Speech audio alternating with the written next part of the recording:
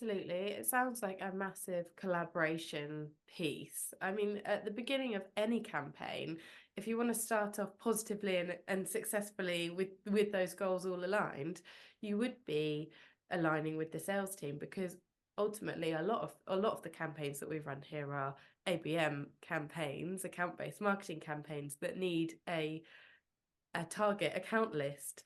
And developing a target account list, I know from the marketing point of view, is the first port of call is your sales team. So if you can align on that and you're aiming for specific people, then you will also be aligning on, okay, well, when would you accept contacts from these companies that are on the target account list? How far would we need to nurture them? It's kind of a whole collaborative piece that would slot together if it's done right at the beginning, I think.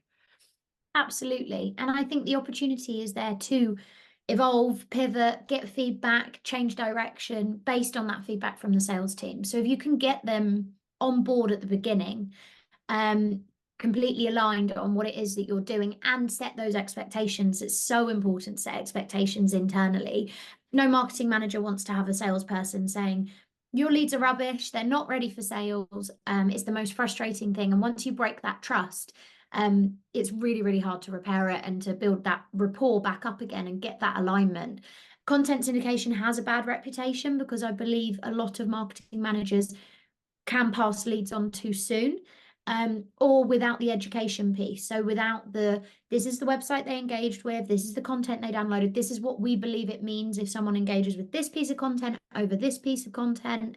And instead, the expectation can be wrongly assumed by sales that any lead they're being passed is ready to hear from them, is going to be thrilled to hear from them, wants a call, is ready to buy.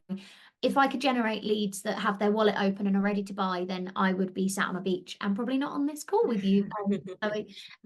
But there are things that can be done and campaigns can be optimized to get them further along the journey and to provide as much intelligence for the sales team and the marketing team as possible.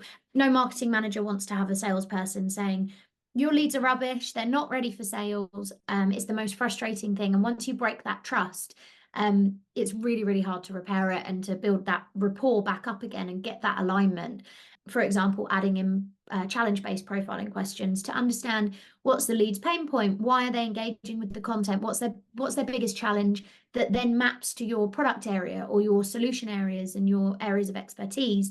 That information can be so helpful when the leads are ready to be passed over to sales at a later stage, because they already know the pain point that the lead is trying to address, and it can provide the sales team with the opportunity to have a more productive conversation rather than you downloaded a white paper from IT corporate. Instead, it's you downloaded a white paper from IT corporate that talked about the challenges in cybersecurity at the moment. I understand from the form that you populated that your biggest concern for 2024 is threat risk, for example, internal threat risk or external threat risk. By having that conversation, the lead feels heard, the conversation is more valuable for them, and sales will have a more positive experience with the content syndication leads that you pass over once they've gone through a bit more nurture on the marketing side.